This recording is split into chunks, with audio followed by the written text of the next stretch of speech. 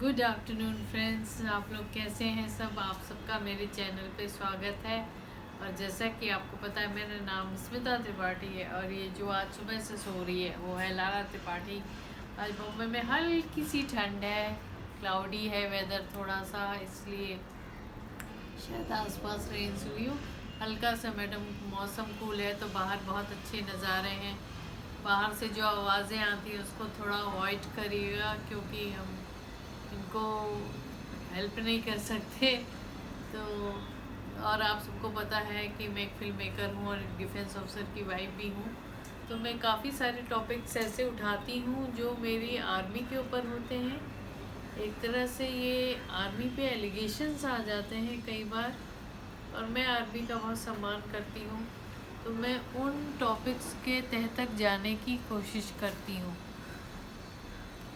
और मेरी सबसे रिक्वेस्ट है कि जैसे हम बहुत सारी चीज़ों पे बात करते हैं, बॉलीवुड पे बात करते हैं, ड्रग्स माफिया पे बात करते हैं दिव्या भटनागर जी पे बहुत बातें हुई। मैंने भी एक ब्लॉग लिखा उनके लिए कि मैंने आज एक सुबह ही ब्लॉग लिख करके डाला कि बेटियों को आत्मनिर्भर बनाना तो ठीक है, आत्मनिर्भर होके भी बेटियां अगर बच नहीं रही हैं तो क्या फ़ायदा।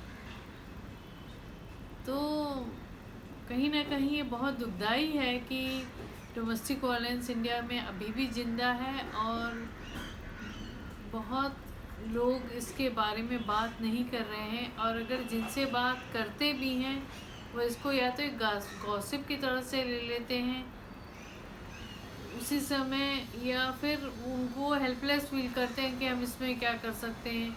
स्पेशली उन केसेस में जहाँ पे लड़कियाँ अपनी मर्जी से शादी कर लेती हैं, तो फिर होता है कि भाई तुम्हारा केस है, तुम सॉल्व करो। ये मैं सिर्फ गेस कर रही हूँ।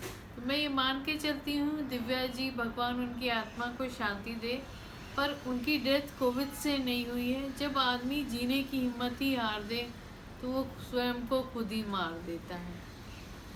तो ये किस तरह की निर्भरता है मोदी जी। थोड़ा सा आप इन चीज़ों पे भी देखें और ध्यान दें कि लोग खुल के, सबसे पहले खुल के बात कर पाए। हमको हिंदुस्तान में ये आज़ादी मिले, हमको हमारे घरों में आज़ादी मिले कि हम खुल के उनके ऊपर बात कर पाएँ, और ये बेहद ज़रूरी है। Now let's come to the main topic जो मैं बात करने वाली हूँ। मैं बात करने वाली हूँ आज कर्नल पुरोहित के बारे में। जी हाँ, कर्नल पुरोहित मालेगांव एक्यूज जो सितंबर 29 को हुआ था 2008 में, और इसमें करीबन 7 लोग मारे गए थे और 79 लोग घायल हुए थे। और कर्नल पुरोहित को भी उसमें एक्यूज़ कहा गया।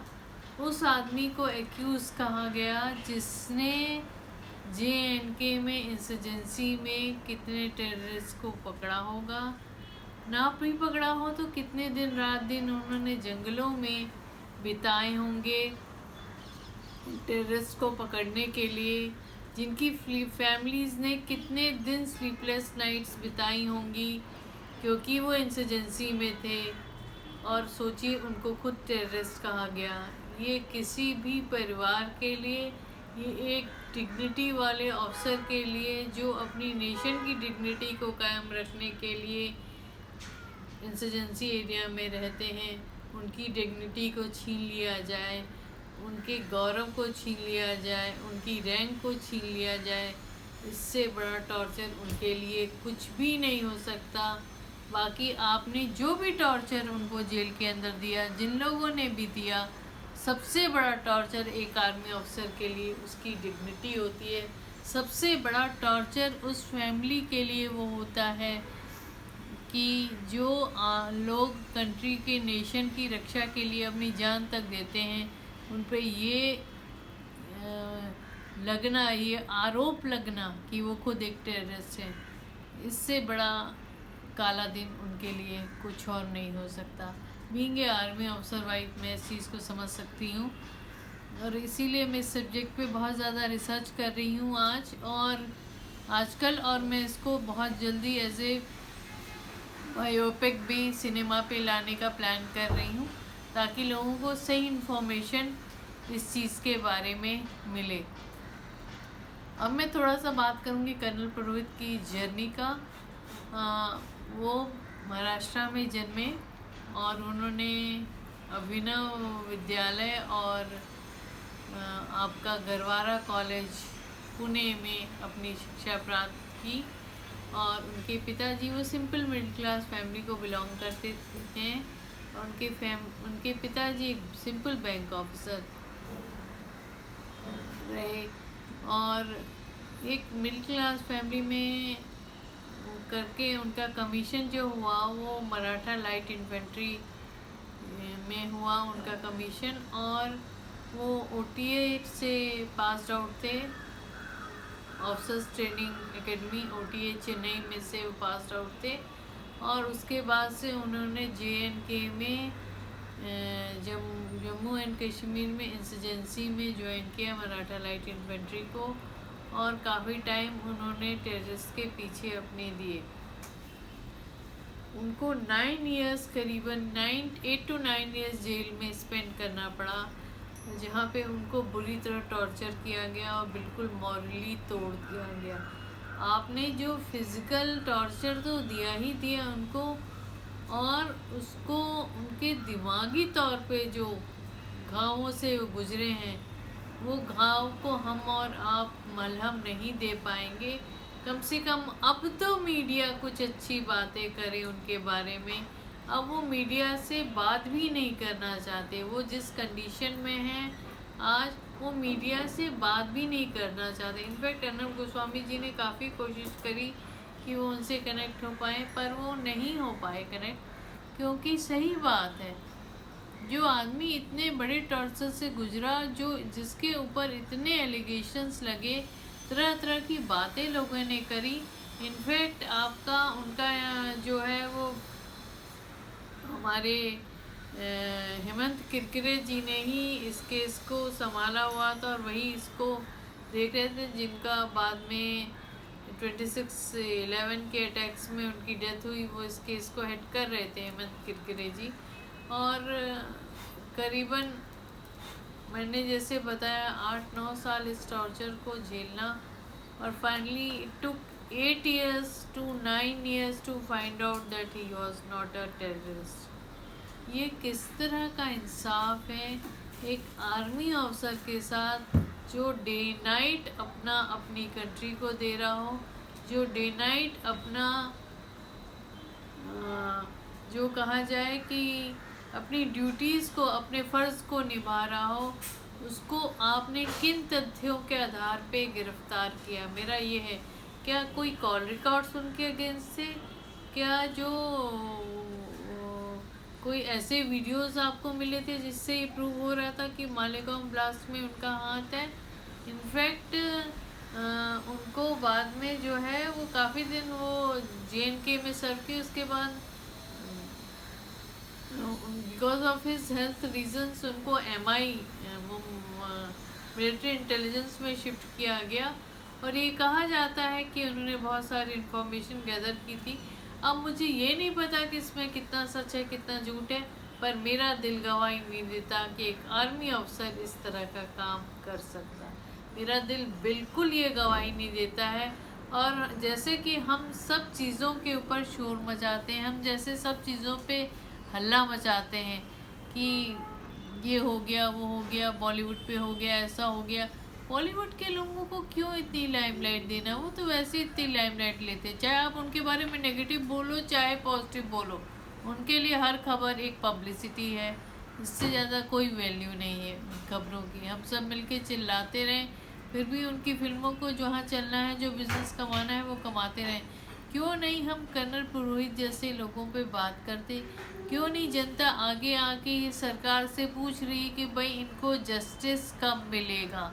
हम क्यों नहीं इन फैमिलीज़ के साथ कंधे पे कंधा मिला के खड़े होते हैं जिन्होंने नेशन के लिए काम किया है, जिनके लिए नेशन कम्स फर्स्ट वाली बात है? क्यों नहीं हम इन फैमिलीज़ को सपोर्ट करते हैं? कितने सारे हेल्थ चैलेंजेस, कितने इश्यूज हो गए कर्नल पुरोहित को, आप सोचिए ना। एक आदमी को उठा के एक ऐसे आदमी को टेररिस्ट कहा जाए। ये कैसा उनका अनुभव रहा और कितनी तरह का टॉर्चर उनको जेल में दिया गया। अनगिनत टॉर्चर से वो गुजरे, because he was treated like a terrorist. One can imagine his mental condition and one can imagine his family's condition, and I will definitely follow this case as much as possible because I want nation wants to know nation wants to know तो अर्नब जी की line है, वो मैं नहीं बोलना चाहूँगी, मैं उनकी बहुत रिस्पेक्ट करती हूँ, बट मेरी आप लोगों से रिक्वेस्ट है कि हम इन केस की डेप्थ तक जाएं, हम इन केसेस की डेप्थ तक जा कर के, जैसे हम हर केस की, हम सुशांत केस के लिए भी खड़े हुए, अब सरकार पे इन चीज़ों को छोड़ करके जनता खड़ी हो और जाने की इन डेप्थ में इन केसेस की सच्चाई क्या है। क्योंकि कल को जो टॉर्चर उन्होंने झेला, जितना साल उन्होंने जेल में निकाला, कल को उसमें से हम और आप कोई भी हो सकता है, कोई भी आपके परिवार का सदस्य हो सकता है, कोई भी एक इनोसेंट आदमी हो सकता है।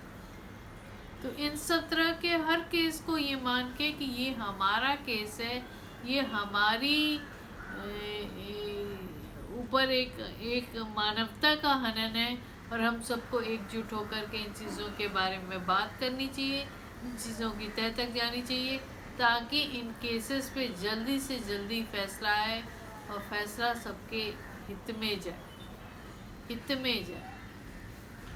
एक आर्मी अफसर को टेररिस्ट बोलना, टेररिस्ट करार देना, ये कहाँ का इंसाफ। और अब मैं इस ब्लॉग को बंद करती हूँ, मैं इसकी तह तक जा रही हूँ और मैं इस ब्लॉग को कंटिन्यू करूँगी। अभी मैंने इसका फर्स्ट एपिसोड आपको दिखाया है, पहला एपिसोड मैं लेके आई हूँ जिसके बारे में बात कर रही हूँ।